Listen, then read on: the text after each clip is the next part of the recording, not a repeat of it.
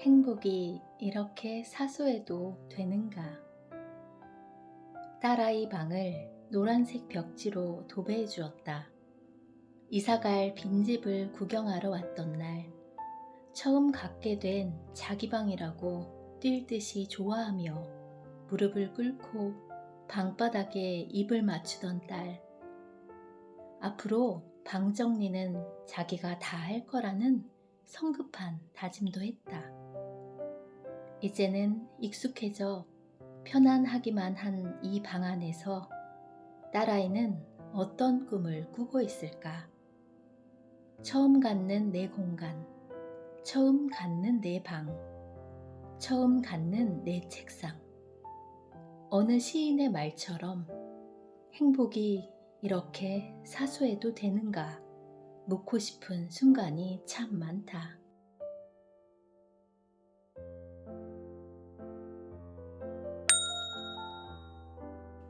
별이 빛나던 여름밤.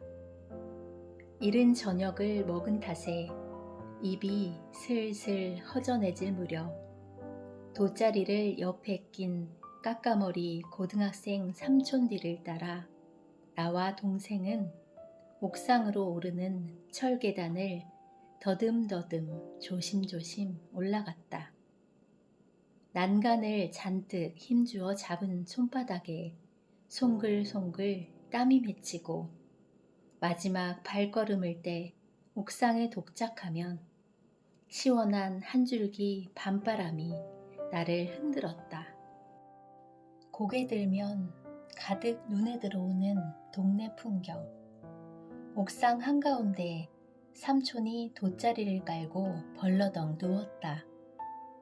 골목에 서 있는 가로등 불빛이 희미하고 까만 하늘에 점점이 뜬 별들은 시간이 지날수록 하나둘 더 많이 내 눈에 들어와 박힌다.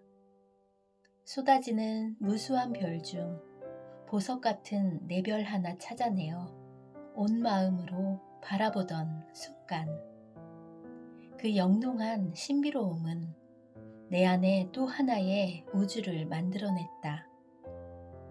한참을 그렇게 별과 마주해 뒹굴뒹굴 하다 보면 고모 할머니가 솥에서 막 꺼낸 삶은 옥수수를 갖고 오셨다. 체한다고 앉아 먹으라는 할머니의 말씀을 귓등으로 듣고 벌렁 누운 채 먹던 옥수수 맛.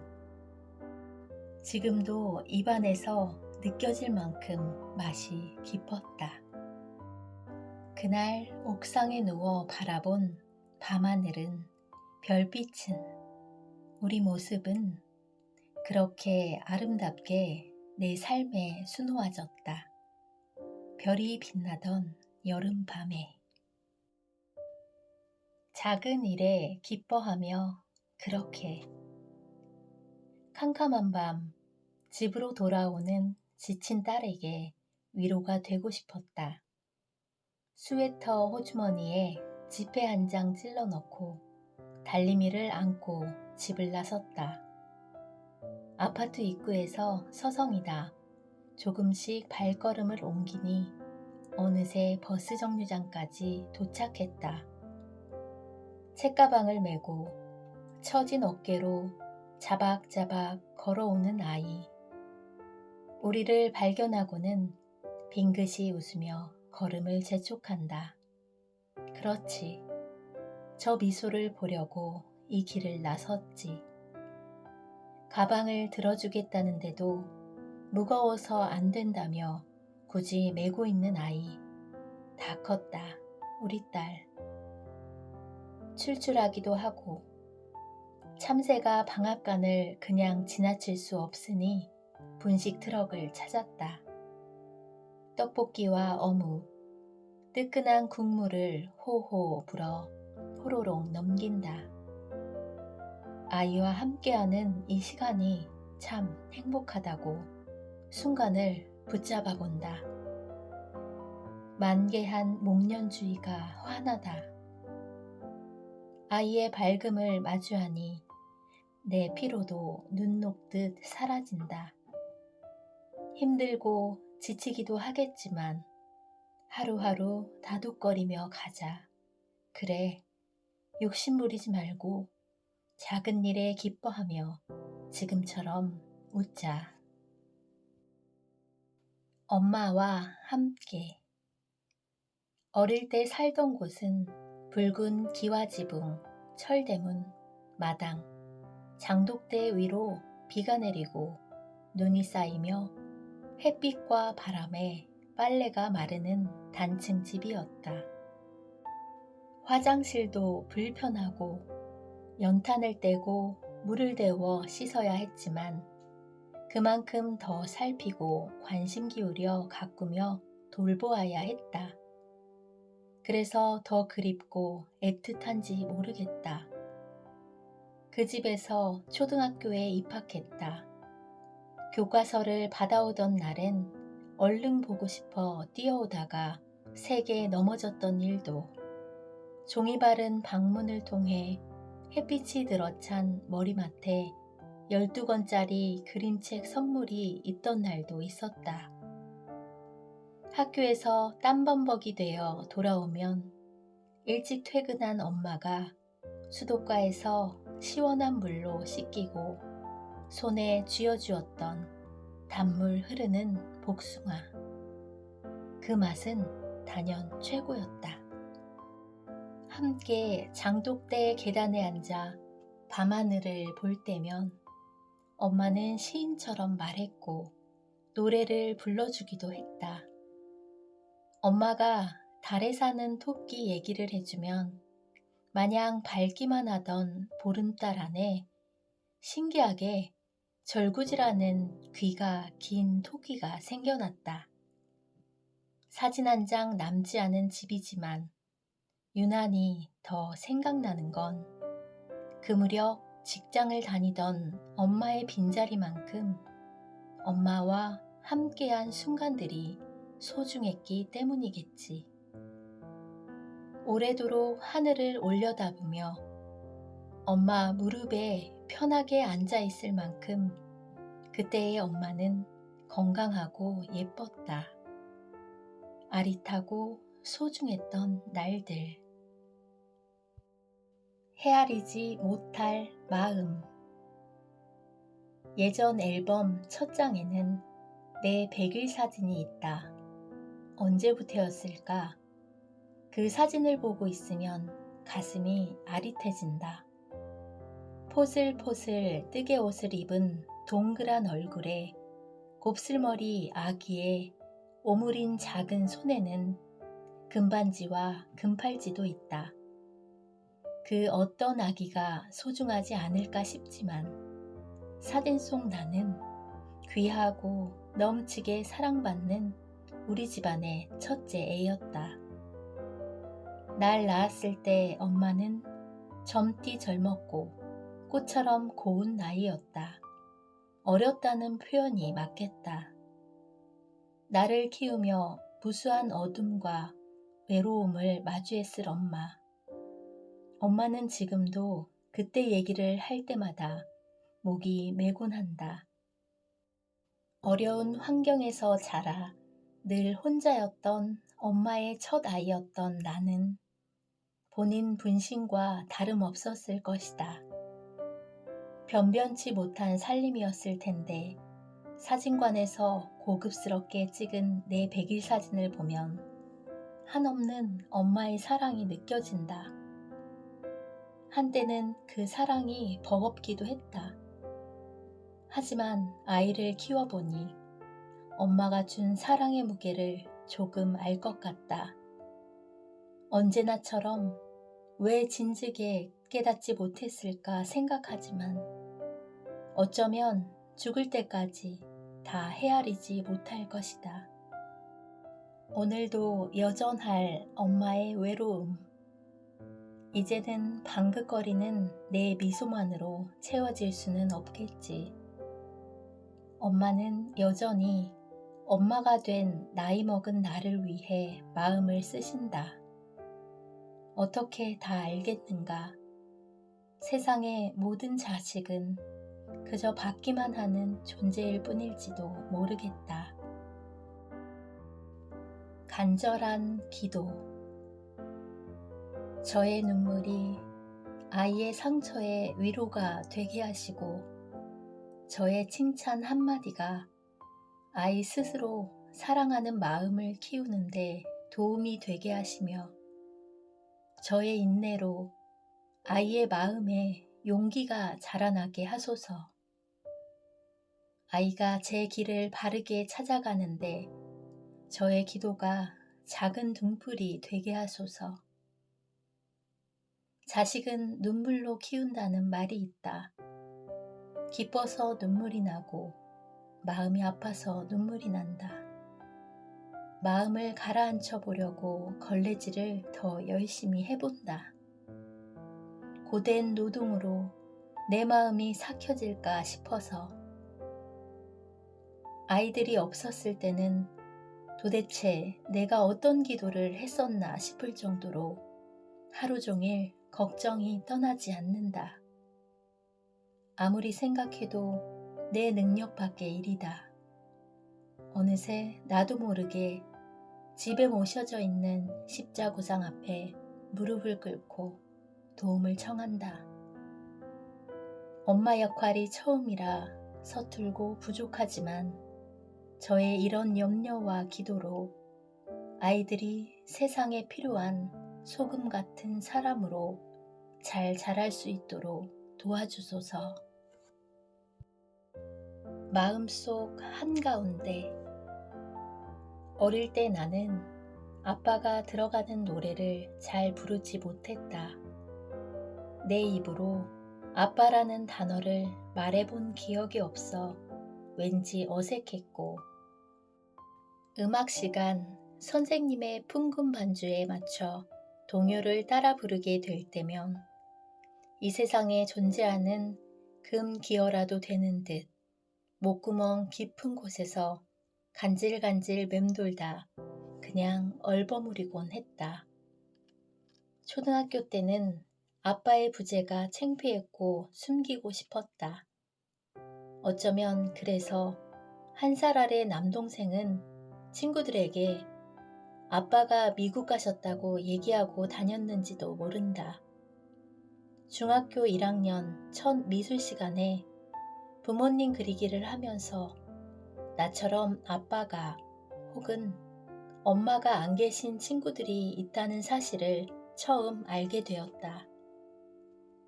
늘 일하느라 바쁜 엄마는 머리에 수건을 두르고 집안일을 하는 모습으로, 세상을 너무 일찍 떠나버린 아빠는 수염으로 턱이 거무스름하고 망치를 들고 못질하는 모습으로, 나는 내 마음속에 엄마 아빠를 그렇게 그렸다. 그때 어렴풋이 깨달았던 것 같다. 부모님은 삶과 죽음을 떠나 언제나 내 마음속 한가운데를 차지하고 계시다는 것을. 삶의 매 순간 참으로 선명하게 나를 멈춰서게 하고 바라보게 하고 깨닫게 하는 존재, 엄마, 아빠. 부모님은 내 존재의 가장 선한 본질인지도 모른다. 우리는 서로를 보고 자란다. 할머니가 외가에서 오시는 날은 온 집안에 시골 향기가 났다. 팥, 콩, 제사떡, 똘똘 뭉쳐 싼 시금치, 참기름, 식혜 만들 엿기름. 딸내를 생각하며 하나하나 꽁꽁 쌌을 할머니를 생각하면 지금도 가슴이 저릿저릿하다. 아마 우리 엄마도 그런 할머니 모습을 보고 배우셨겠지. 애들 키우느라 정신없어 딸이 밥도 못 챙겨 먹을까봐 노심초사인 우리 엄마.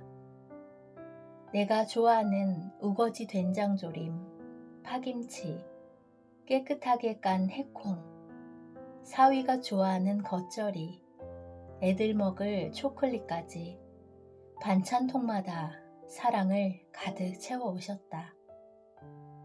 그 옛날 할머니가 그러셨던 것처럼 루돌프가 끄는 썰매에 산타가 선물을 가득 싣고 오듯 한밤중 차 안 막힐 시간을 골라 딸네 집을 기습 방문하는 엄마. 바람도 쐴 겸 과거에 인심 넉넉한 안악들이었던 두 할머니를 뒤에 태우고 말이다. 집에 들어오시지도 않고 내 앞에 보따리를 떨궈 놓고 가시는 뒷모습을 보고 있자면 나는 불현듯 죄인이 된 것 같다. 요 며칠 말도 참 못되게 했던 내 모습도 떠오르고 사는 게 뭔가 싶은 마음도 들어 감사와 서글픔이 마음속에서 뒤엉킨다. 부족한 내 모습을 들킨 것 같아 낯이 달아오르기도 한다. 결혼하고 아이 낳고 부모가 되어 점점 아이가 자라면서 엄마와 할머니를 여자로, 부모로, 사람으로 아주 조금씩 이해하게 되었다. 이따금 생각과 행동이 따로 움직여 서로에게 상처가 되는 말들이 오가기도 하지만 언제 그랬냐는 듯 서로를 이해해주는 관계.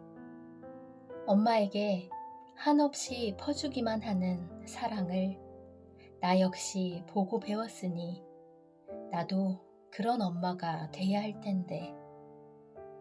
엄마는 할머니에게, 나는 엄마에게, 내 딸들은 나에게. 그렇게 서로를 보며 우리는 자란다. 우리가 꿈꾸는 세상. 우리가 혼자서 꿈을 꾸면 오로지 꿈에 그치지만 모두가 꿈을 꾸면 그것은 새로운 세상의 시작이 된다.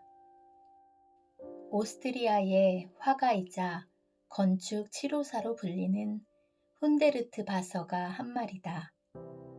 그는 한 지역의 혐오시설이었던 흉물스러운 쓰레기 소각장을 동화 속에나 나올 법한 아름다운 건축물로 만들어냈다. 하늘공원에서 나는 그의 말을 떠올렸다. 아버님, 어머님, 아이들과 함께 나온 가벼운 산책길에서 경이로움마저 드는 아름다운 자연을 만났다. 이따금 청명한 빛깔의 하늘을 보면 그 색을 만들기 위해서 어떤 색을 섞어야 할까 머릿속으로 여러 색을 섞어볼 때가 있다. 결국 자연은 사람의 힘으로 만들어낼 수 있는 색이 아니라며 머릿속 팔레트를 접곤 했다. 오늘 바라본 저 붉은 하늘도 감히 그 색을 표현하는 건 불가능하단 생각이 든다. 자연 앞에서 숙연해진다. 그리고 나는 티끌만한 아주 작은 존재임을 깨닫는다. 스스로 낮아지는 이 느낌. 그래서 자연 앞에 서면 우리 마음이 편안해지나 보다. 훈데르트 바서는 그림을 잘 그리거나 혹은 그림 그리는 것이 좋아서 화가가 된 것은 아니라고 했다. 좋은 세상, 조화로운 세상, 함께 하는 세상, 자신이 꿈꾸는 세상을 향한 이야기를 전달하고 싶어서 붓을 들었다.